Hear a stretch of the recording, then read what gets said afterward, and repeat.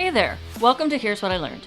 I'm Jackie Hayes, a systems strategist, unapologetic, smutty romantasy lover, Dungeons & Dragons geek, and your no BS guide to building a business that works for you. This is the place where we swap stories, share lessons, and get real about the highs and lows of creating a life and business that actually feels good. No cookie cutter advice here, just honest conversations about what's working, what's not, and how to rewrite the rules to fit your version of success. So grab your favorite beverage, get comfy, and let's dive in.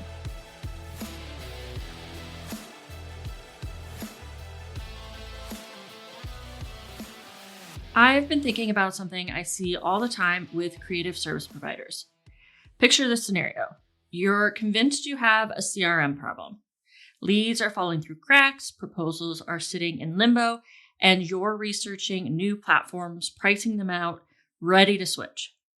But what if the real issue isn't your CRM at all? What if there's no clear handoff between inquiry and proposal sent? No follow-up rhythm, no defined revision process. Same tools, completely different result once you've sorted that out. We default to, I need a better tool, when the real question is, do you need a new tool or does your process need care? If you're juggling proposals and client messages across multiple apps, if your tech costs keep creeping up, or if you're constantly switching between platforms trying to find the perfect solution, this conversation is going to be for you.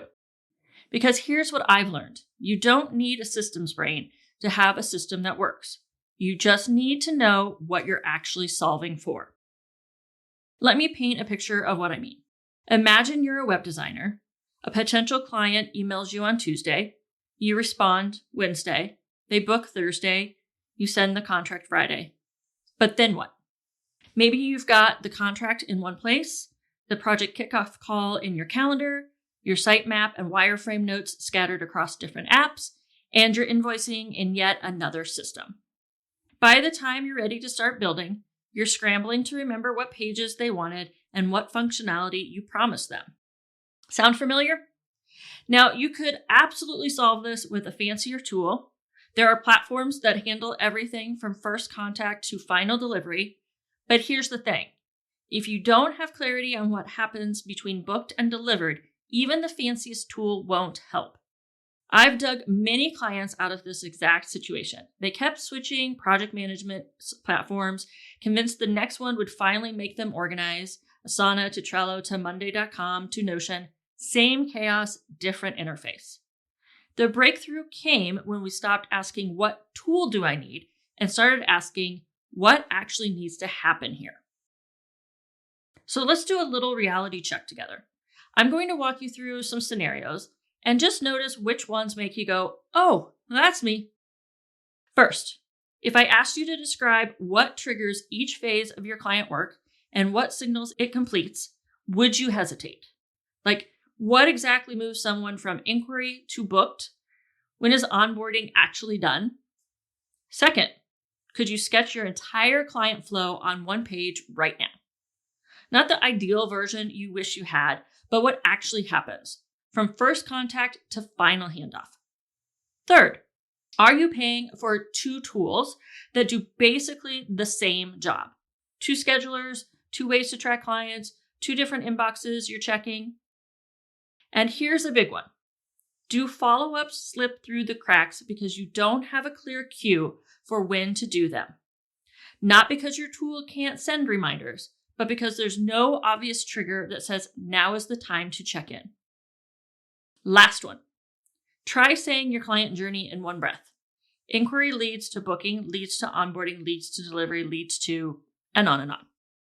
How far do you get before it gets fuzzy? If most of these hit home, you're probably looking at a process situation, not a tool problem. And that's actually good news because process fixes are usually faster and cheaper than platform migrations. When I realized most of my tool problems were actually process problems, I developed a simple framework I call CARE. It's nothing revolutionary, just a way to think about process improvement that doesn't require you to become a systems person overnight. C is for clarity outcomes. What does done actually look like for each phase? If proposal is a phase, is done when you hit send or when it's signed and the first payment made, get specific about the end state. A is for align what you already do. List out the steps in order, but use simple names. Tag who owns each step. Is it you, the client, or does a tool handle it automatically? This isn't about perfection, it's about getting what's in your head onto paper. R is for reduce decisions. Every time you have to think about what do I do now, you're spending mental energy. You can remove a step entirely, combine two steps, turn a repeated decision into a standard rule, like always giving clients 48 hours to approve revisions, or always sending invoices on delivery day. E is for ease of the next action. Add cues where your eyes already go. If you're always in your calendar, put follow-up reminders there. If you check email first thing, set up templates for common responses. Work with your existing habits, don't fight them. Let me give you a quick example. Imagine you're a copywriter and you keep losing track of revision rounds. Instead of buying revision tracking software, you could clarify that revisions means up to 2 rounds within 5 days, that's your C. Align by creating a simple round 1 sent, round 1 received, round 2 sent checklist, that's A. Reduce decisions by standardizing your revision policy, there's your R. And ease the next action by automatically calendaring follow-ups when you send drafts, and that's your E.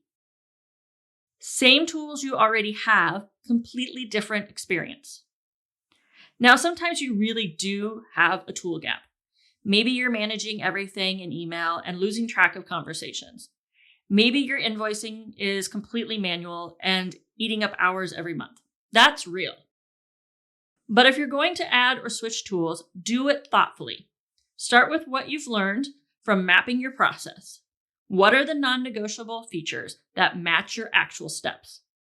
Think about integration. Will it play nice with your calendar, your files, your bookkeeping?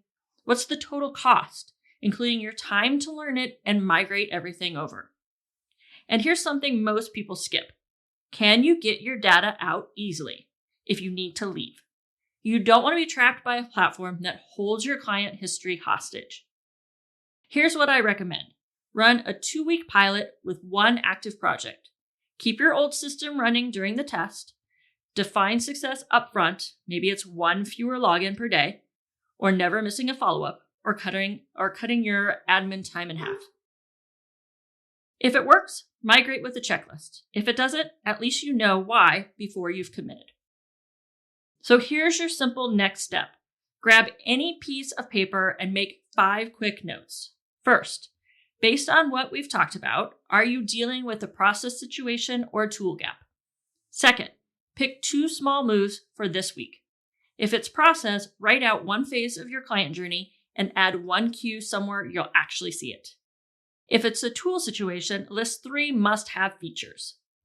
Third, 1 bigger move for this month. Create 1 template or standard rule, or run that 2-week tool pilot. Fourth, identify 1 overlapping tool you could retire or consolidate.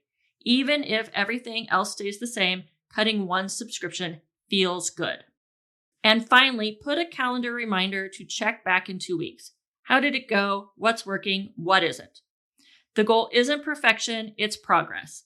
And usually the answer isn't more complex than you already have, it's just more intentional. Going back to that scenario from the start, imagine if instead of switching CRMs, you added 3 simple templates, 1 shared client portal, and a standard revision policy. Same tools, half the stress, and you save $100 a month you were about to spend on a platform you didn't actually need. Sometimes the best system is the one you already have, just with a little more care. Thanks for joining me for another episode of Here's What I Learned.